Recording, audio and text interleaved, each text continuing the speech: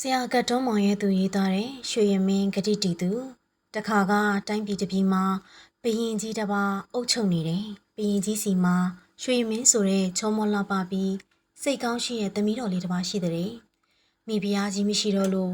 မိတဆိုးသမီးလေးဆိုပြီးဖခင်ဘရင်ကြီးကလည်းချစ်မြတ်နိုးတဲ့တနေ့တော့ဘရင်ကြီးဟာမောင်မမိတ်တန်များတွေကအမျိုးသမီးတစ်ယောက်ကိုမိဖုရားတင်မြောက်လိုက်တဲ့အဲ့ဒီမျိုးသမီးမှာသမီးနှစ်ယောက်ပါတာပေါ့ကွယ်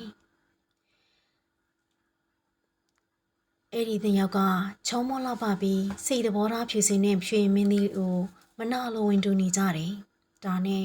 မိခင်ဖြစ်သူနဲ့တိုင်ပင်ပြီးရွှေမင်းလေးကိုဒုက္ခပေးဖို့ရာတိတ်တဆိတ်ကြံစီနေကြတဲ့။တနေ့မှာသူတို့သားမိဟာရွှေမင်းလေးကိုရေကစားမယ်ဆိုပြီးမြစ်ထဲကိုခေါ်သွားတဲ့။မြစ်စိတ်ရောက်တော့ရေချိုးမယ်ပြင်းနေတော့မိတို့ရဲ့သမီးနှစ်ယောက်ကရွှေမင်းလေးကိုနောက်ကနေတွန်းချလိုက်တဲ့ရွှေရမင်းလေးလည်းမြစ်ထဲပြုတ်ကျပြီးရေစည်းနဲ့မျောပါကကယ်ကြပါအောင်လို့အော်တဲ့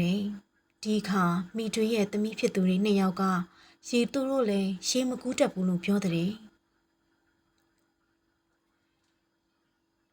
ရွှေရမင်းလေးလည်းမြည်ရည်တဲ့စီးမျောနေရင်ရွှေရောင်ငါးကြီးတစ်ကောင်ကတွေ့ပြီးသူ့ကိုကန်းဆက်ရအောင်ကူညီတဲ့ရွှေရမင်းလေးကန်းဆက်ပြန်ရောက်သွားပေမဲ့သူမရဲ့ဗရက်များလက်စွပ်ကရေထဲပြုတ်ကျကျန်နေခဲ့တယ်။မိထွေးဖြစ်သူက